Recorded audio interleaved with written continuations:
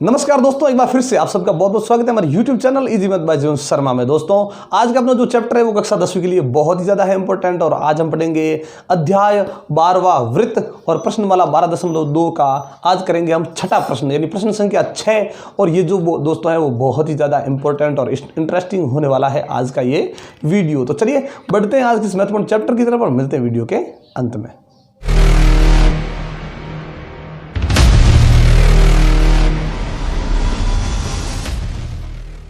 प्रश्न संख्या 6 आकृति 12.34 में O और O डैश दो दिए गए वृत्तों के केंद्र हैं। यहाँ पे हमें दो वृत्त दिए गए हैं, उनके जो केंद्र है एक का केंद्र O है और एक का केंद्र O डैश है। ठीक है, आगे लिखा है AB समांतर OO डैश। यहाँ जो आपको ये AB दिखाई दे रहा है रेखाखंड, यहाँ से शुरू होके यहाँ तक ये जो रेखाखंड जा रहा है वो रेखाखंड इस OO डैश जो रेखाखंड बनेगा, इन दोनों केंद्रों को मिलाने के बाद में जो रेखाखंड बनेगा उस रेखाखंड के क्या है समांतर।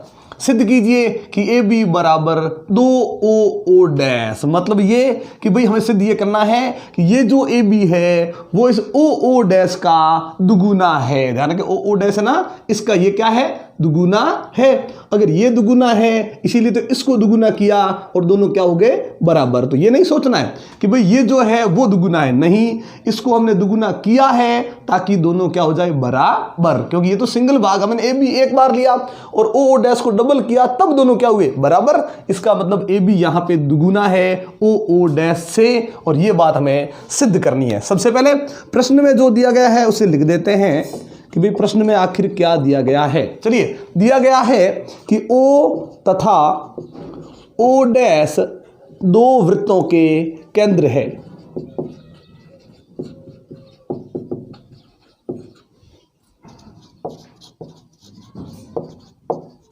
आगे लिखा है कि जो AB रेखाखंड है वो OO डैश के समांतर है।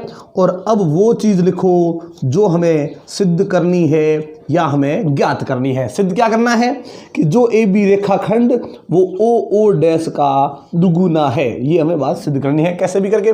चलिए शुरू करते हैं इस प्रश्न के अंदर कि भाई क्या होता है। यहां पे देखिए ये O और O डैश क्या है केंद्र है। चलिए अच्छी बात है। और यहां ये जो AB है वो इस वृत्त से शुरू होता है और दूसरे वृत्त में जाकर खत्म होता है। लेकिन ऐसा करते हैं कि भाई हमें एक टाइम में केवल एक ही वृत्त देखना है, दूसरे वृत्त को नहीं देखना है। चलिए O केंद्र वाले वृत्त को पहले देखते हैं, इस वृत्त को देखते हैं।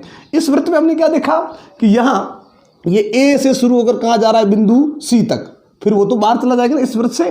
तो A से C तक गए, ये क्या होगी इसकी जीवा। इस वृत्त के अंदर ये AC एक जीवा हो गई और यहां हमें लिख रहा है ये देखिए OD जो है वो क्या है, वो इस जीवा और केंद्र के बीच की क्या है दूरी है। चलिए हम अलग अलग वृत्त लेते हैं।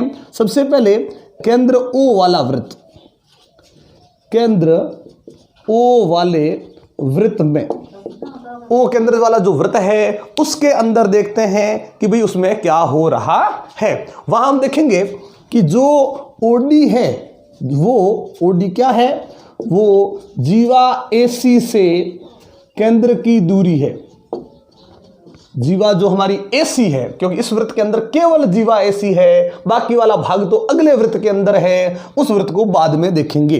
जीवा AC से केंद्र की दूरी है और हमें पता है कि भाई जो केंद्र से जीवा की जो भी दूरी होती है, ध्यान रखिए दोस्तों, जो भी दूरी होती है वो वास्तविक या न्यूनतम दूरी होती है। वैसे तो अन्य और भी दूरियां होती है लेकिन इनमें कोई विशेष बात नहीं होती। ये जो दूरी है इसमें एक विशेष बात होगी क्योंकि ये दूरी कहां से आ रही है केंद्र से, और केंद्र से जीवा की जो दूरी होगी वो हमेशा जीवा पर लंब बनाएगी। ध्यान रखें दोस्तों, केंद्र से जीवा की दूरी और उस दूरी के लिए हम लिख सकते हैं न्यूनतम दूरी, जीवा पर लंब होती है। चलिए भाई ये लंब हो गई, ये जो है वो केंद्र से जीवा की दूरी है और ये जीवा पर क्या बन जाएगी लंब। अब कौन सी कैसे बनेगी देखिए, तो दूरी का नाम क्या है OD। ये देखिए OD ये क्या बन जाएगी लंब, और किस पर लंब बनेगी जीवा पर, और जीवा का नाम क्या है AC। अब देखिए ये भी एक प्रमेय था कि भाई केंद्र से जीवा की जो न्यूनतम दूरी होती है वो जीवा पर लंब होती है, हमने लंब बना दिया। अब एक और प्रमेय आया क्यों? क्योंकि ये जो जीवा ऐसी है इस पर जो लंब है, वैसे तो यहां से अगर मैं लाइन खींच देता हूं वो भी लंब बन सकता है, लेकिन खास बात यह है कि वृत्त के अंदर केंद्र केवल एक होता है और केंद्र से जीवा पर जो लंब आता है वो जीवा को समद्विभाजित कर देता है। ध्यान रखें, केंद्र से जीवा पर डाला गया लंब जीवा को समद्विभाजित करता है। चलिए कर देते हैं भाई कि ये कर रही है क्या, जीवा को समद्विभाजित करता है। तो क्या हमने देखा कि ये जो टुकड़ा है AD और इसका दूसरा टुकड़ा है CD। देखिए AD ये जो जैसे ही लंब आया वहां इस बिंदु पे मिलते इसने जीवा के दो टुकड़े कर दिए, AD और CD दोनों क्या हो जाएंगे, बराबर। लगा दो इसे नंबर 1। लेकिन उससे पहले एक और बात बता देते हैं आपको कि भाई ये जैसे ही टुकड़े बराबर होते हैं, समद्विभाजित किया, टुकड़े क्या हो गए, बराबर। इन टुकड़ों का अपनी पूरी जीवा के साथ क्या संबंध होता है कि ये जो दोनों टुकड़े होते हैं वो अपनी जो पूरी जीवा है उसके ये आधे होते हैं, ये भी आधा और ये भी आधा। तो ये इसका कर दिया आधा, ये बन गया इन दोनों का मान। अब इसे लिखते हैं समीकरण नंबर 1। इसी प्रकार से हम अगर दूसरे वृत्त के अंदर जाते हैं और वहां देखते हैं क्या, तो लिखते हैं वापस वही काम अपना। और जैसे लगा ना केंद्र O वाले वृत्त में, तो अब लिखते हैं O' केंद्र वाले वृत्त में। चलिए अब चलते हैं इसके अंदर। इसके अंदर क्या, वही काम। इसमें क्या है, देखिए O' जो E है, O' वो क्या है, जैसे यहाँ पे OD जीवा AC से केंद्र की दूरी है, यहाँ O' जीवा। अब इसकी देखिए जीवा कौन सी है, इसकी जीवा है BC। जीवा BC से केंद्र की दूरी है, या केंद्र की जीवा BC से दूरी है। चलिए ये हो गई दूरी। अब दूरी क्या है भाई, न्यूनतम दूरी है, और न्यूनतम दूरी क्या बढ़ाएगी, चलिए ये लिख देते हैं, केंद्र से जीवा की न्यूनतम दूरी जीवा पर लंब होती है। चलिए भाई ये जीवा पर लंब बढ़ा देगी, कौन सी लंब बढ़ाएगी, O' और लंब हो जाएगी किस पर, BC जीवा पर। चलिए ये BC जीवा पर क्या डाल दिया हमने, लंब। हम जानते हैं या हम लिख सकते हैं भाई प्रमेय के अनुसार, जो प्रमेय हमने ऊपर लिखा है, क्या प्रमेय लिखा था कि भाई किसी भी जीवा पर केंद्र से जो लंब आता है वो जीवा को समद्विभाजित कर देता है। तो प्रमेय के अनुसार हम क्या लिखेंगे यहाँ पे कि इसके जो दो टुकड़े हो गए BE और एक टुकड़ा हो गया CE। ये देखिए ये रहा BE और ये रहा CE। ये जो दो टुकड़े हो गए दोनों क्या होंगे, बराबर, और ये क्या हो जाएंगे, पूरी जीवा का आधा हो जाएगा, यानी BC/2। अब इसे लगाते हैं समीकरण नंबर 2। ये हमने क्यों किया उसका कारण बता दें दोस्तों, कि जो हमें सिद्ध करनी है बात AB और 2 OO', ये जो बात हमें सिद्ध करनी थी ना पूरी, कि भाई ये दोनों जो है इस प्रकार से होगा या नहीं होगा, इसे सिद्ध करने के लिए हमने यहाँ पे वो दिमाग लगाया कि भाई इनके कोई टुकड़े होते हो या कोई चीज होती हो तो पहले वो देख लेते हैं। अब हम यहाँ समझ सकते हैं कि भाई ये जो दोनों है वो लंब है, दोनों ही लंब किस पर है, AB पर है, तो अपनी जीवाओं पर, लेकिन AB रेखाखंड पूरा ही शामिल है और उसी के अंदर ये दो जीवाएं शामिल है। तो ये AB दोनों एक ही भुजा पर या एक ही रेखा पर क्या हो गए, लंब, और एक ही रेखा पर जो लंब होते हैं वो परस्पर समांतर होते हैं। ध्यान रखें दोस्तों, मतलब ये दोनों क्या हो जाएंगे, समांतर, और ये दोनों तो पहले से समांतर है, प्रश्न में दिया गया है। ये भी समांतर, ये भी समांतर, और जब किसी चतुर्भुज के अंदर आमने सामने की भुजाएं समांतर होती है उसे समांतर चतुर्भुज कहते हैं। लेकिन जिस समांतर चतुर्भुज का कोई एक कोण भी समकोण हो जाए तो वो समांतर चतुर्भुज ही आयत बन जाता है। तो चलिए लिखते हैं कि यदि OD लंब कहाँ है, OD लंब AC पर, OD लंब है कहां पर, AC पर, तो क्या ये केवल AC पर ही लंब है, ये तो पूरे AB पर भी लंब ही है, क्योंकि AC भी क्या है, AB का ही टुकड़ा है। तब ये जो OD है वो AB पर भी क्या हो जाएगा, लंब। वापस लिखते हैं कि यदि O' ये अपनी जीवा BC पर लंब है, तब यही जो लंब है वो AB पर भी क्या हो जाएगा, लंब हो जाएगा। और एक ही रेखा पर डाले गए लंब परस्पर समांतर होते हैं। परस्पर समांतर होते हैं। अब समांतर कौन हो गए?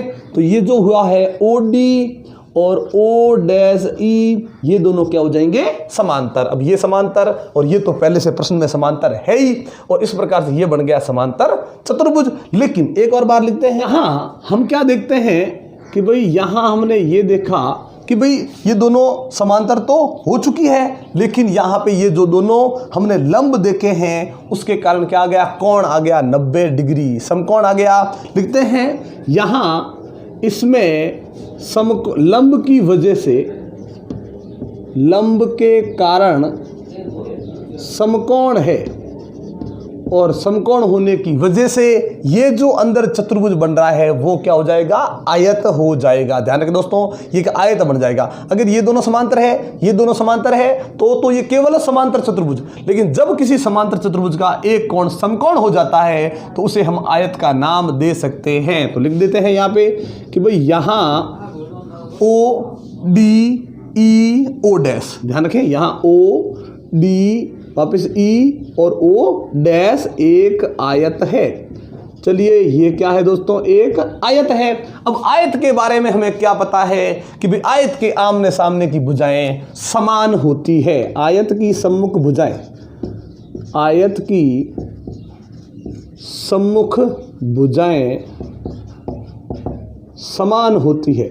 आयत की जो सम्मुख भुजाएं हैं वो कैसी हो जाती है दोस्तों? समान होती है। करते हैं सम्मुख भुजाएं समान, ये दोनों समान, मतलब यहाँ देखिए ऊपर कौन सी भुजा है? DE, और नीचे कौन सी है? OO'। चलिए ये लिख दिया हमने, DE बराबर हो गया OO', ये दोनों बराबर कर दी, क्योंकि जो चीज हमें सिद्ध करनी है वो है AB बराबर 2 OO'। लेकिन हमने जैसे ही इन दोनों को बराबर किया, ये जो DE है वो DE क्या है? AB का ही एक भाग है, और जैसे ही AB का एक भाग लिख दिया है, हो सकता है कि इससे हम किसी भी प्रकार से AB प्राप्त कर सकें। बराबर में OO' की जरूरत थी, यहाँ पे देखिए हमने OO' ही रख दिया है, उसे चेंज करने की जरूरत नहीं। इससे अगर हम कुछ और प्राप्त कर सकते हैं तो करते हैं। चलिए बराबर में तो OO' लिखा हुआ है ही। यहाँ पे देखिए ये जो DE है इसके दो टुकड़े हो रहे हैं। देखिए एक DC हो रहा है और एक EC हो रहा है, या कह दो एक CD हो रहा है और एक CE हो रहा है। तो यहाँ जो टुकड़े CD और CE मिले हुए हैं वो पहले ही हमने कर लिए थे, किसमें? जीवा के अंदर। ये देखिए CD रहा, और यहाँ पे अगर मैं दूसरे में देखता हूँ ये रहा CE, तो टुकड़े पहले से इसी प्रकार से हो रखे हैं। तो इसे DE के दो टुकड़े कर देते हैं, तो एक टुकड़ा हो गया CD और एक टुकड़ा हो गया CE। अब इन दोनों टुकड़ों को हम समीकरण नंबर 1 और समीकरण नंबर 2 के अंदर ढूंढते हैं। समीकरण नंबर 1 के अंदर क्या देखा कि जो CD जो है वो किसके बराबर है? AC/2। तो AC/2 प्लस वापस देखिए CE को समीकरण नंबर 2 में देखा क्या है? BC/2। ये BC/2 बराबर में क्या है? OO'।